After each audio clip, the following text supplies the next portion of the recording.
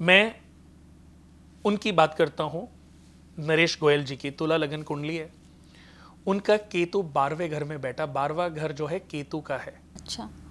12वें घर में केतु बैठे हैं। 12वां घर जो है बुध का है, और बुध उनकी जन्म कुंडली में भाग्य के मालिक हैं, 12वें घर के मालिक हैं, और उनकी कुंडली में 10th घर में बैठे हैं, यानी कि 12वें घर से एकादेश।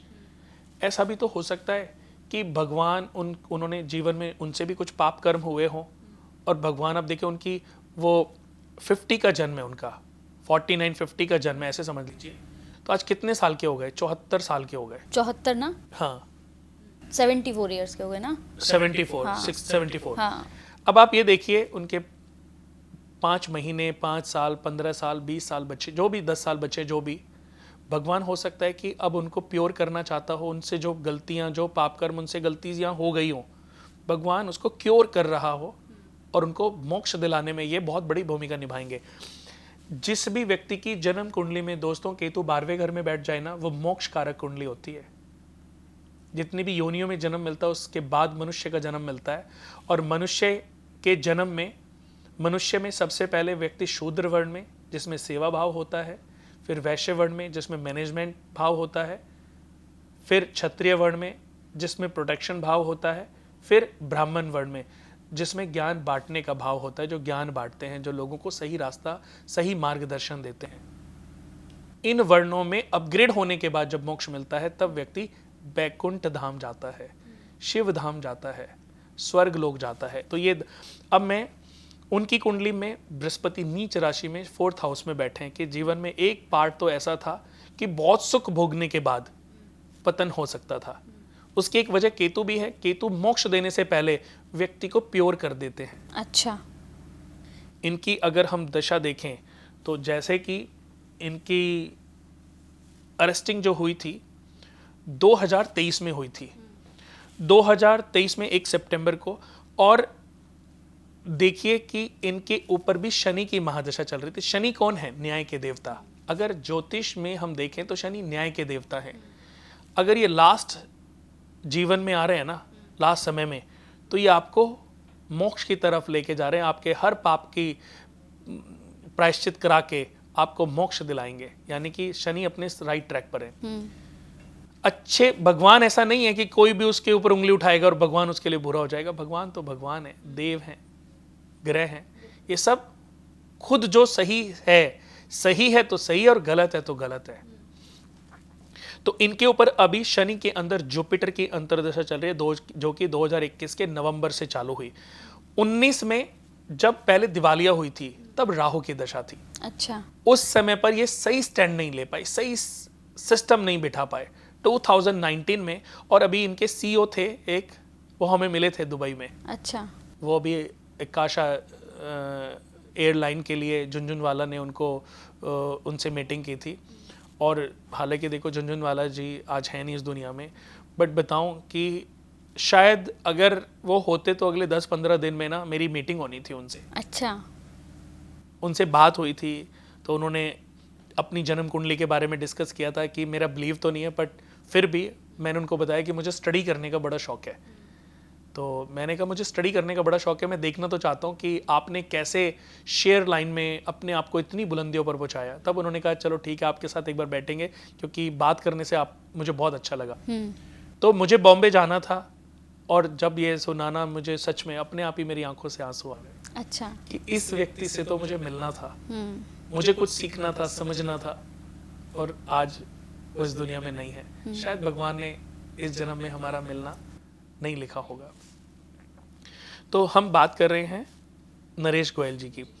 तो 2024-19 में जब राहु थे, तो राहु ने इनको अच्छा डिसीजन नहीं लेने दिया। जब दिवालिया हुई, उसके बाद आदमी स्टेप लेता है ना, ऐसा कर ले, वैसा कर ले।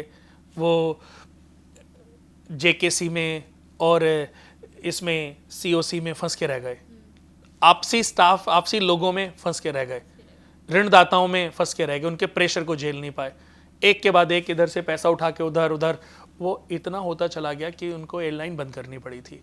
उस समय शनि में राहु की अंतर्दशा थी।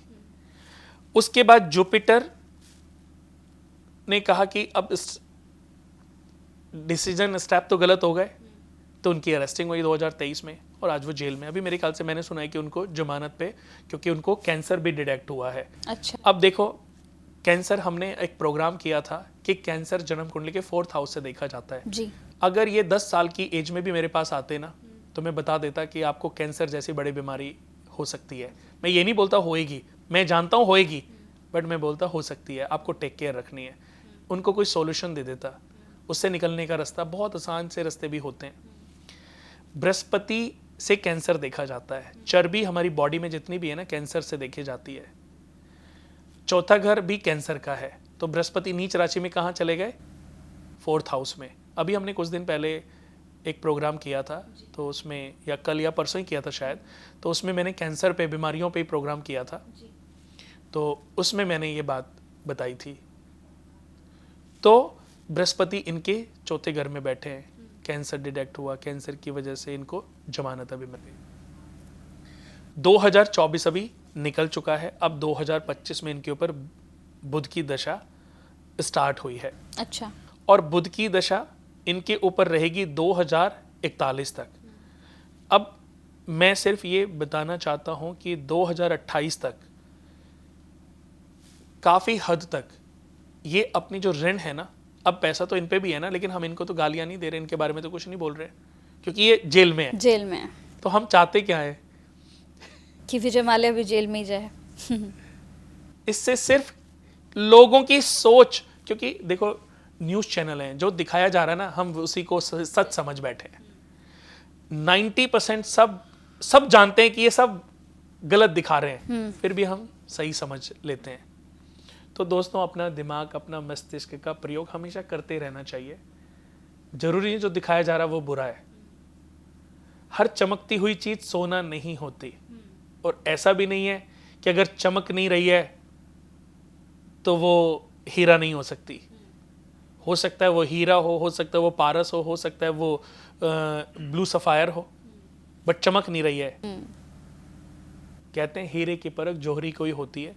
तो 2024 से और 2028 के बीच में जो बुध की अंतर्दशा होगी, उस पीरियड में इनके जो डेट्स हैं ना, वो 70 to 80%, 90% खत्म हो जाएंगे। अच्छा। क्योंकि एयरलाइन अभी बिक नहीं रही है, बिकी है, मीडिएशन ठीक नहीं हो। देखो आज क्या हो रहा है कि उनकी एयरलाइन बिक रही है, लेकिन बीच में बहुत सारे लोग ऐसे बैठे हैं जो अपना फायदा, कमीशन, यानी कि कोई अगर चीज है 10,000 करोड़ की, 5,000 करोड़ की, लेकिन आज वो फंसा हुआ है, तो मीडिएटर ऐसे हैं, उसको वो 500 करोड़ अपने उसको बिकवाने के ले रहा है, लेकिन उसको नहीं बता रहा है, कह रहा है जी मैं तो आपकी हेल्प कर रहा हूँ, मेरे से आपका दुख देखा नहीं जा रहा है, और 500 करोड़ कमीशन ले लिया आगे वाले से। तो कितने लोग इसमें अपने हाथ सेक रहे हैं ना, कंचन जी आप और मैं अंदाजा नहीं लगा सकते। बिल्कुल। एक अच्छी एयरलाइन से हमारे देश ने हाथ धो बैठी, खो दी ना। बिल्कुल।